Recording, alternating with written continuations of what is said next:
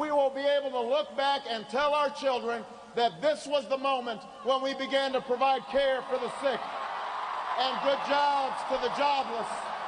This was the moment when the rise of the oceans began to slow and our planet began to heal. This was the moment when we ended a war and secured our nation and restored our image as the last best hope on earth. My administration has a job to do as well. And that job is to get this economy back on its feet. That's my job.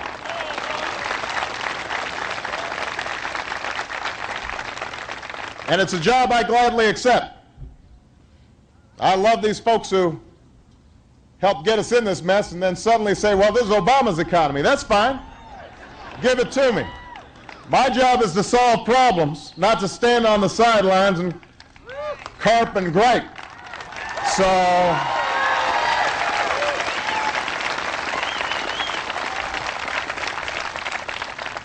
I welcome the job. I want the responsibility. We are 5 days away from fundamentally transforming the United States of America. Yes, we can! Yes, we can! Yes, we can! Yes, we can! Yes, we can! Obama!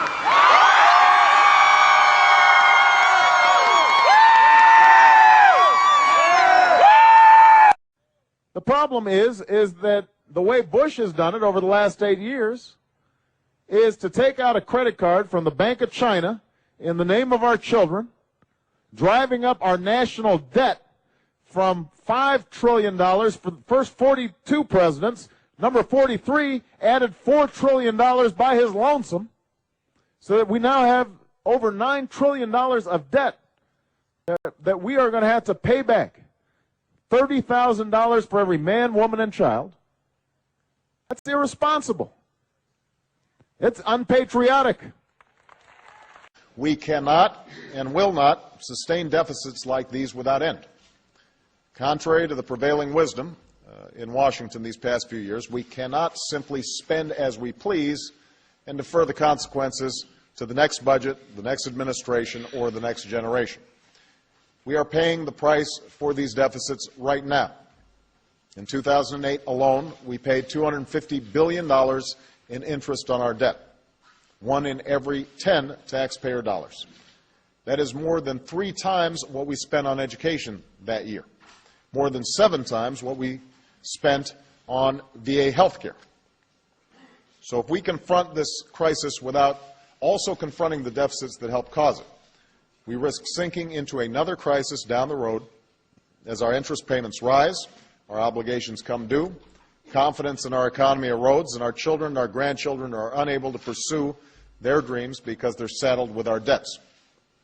And that's why today I'm pledging to cut the deficit we inherited by half by the end of my first term in office. You're getting pelted in the media. They're showing this video over and over again of you in February '09 saying by the end of your first term you're going to reduce the deficit by half. We're not there. Well, we're not there because this recession turned out to be a lot deeper than any of us realized. At this defining moment, change has come to America. A disappointing unemployment report suggests the economic recovery may be losing steam. Private employers cut another 39,000 jobs last month. It's not the kind of recovery that anyone wants to see. The price of oil pushing to new heights today. Some of the most populated places in the country are seeing pump prices right up against $5. But I know some of these big guys, they're all still driving their big SUVs. You're one of them? 894,000 small businesses that would see their taxes go up. Stop spending! Stop spending! My critics say that I'm taking over every sector of the economy. Under my plan, electricity rates would necessarily skyrocket. When gas prices go up, it hurts everybody. Everybody who owns a car, everybody who owns a business. It means you've got to stretch a paycheck even further. It means you've got to find even more room in a budget that was already really tight. And some folks have no choice but to drive a long way to work. And high gas prices are like a tax straight out of your paycheck. I will be held accountable.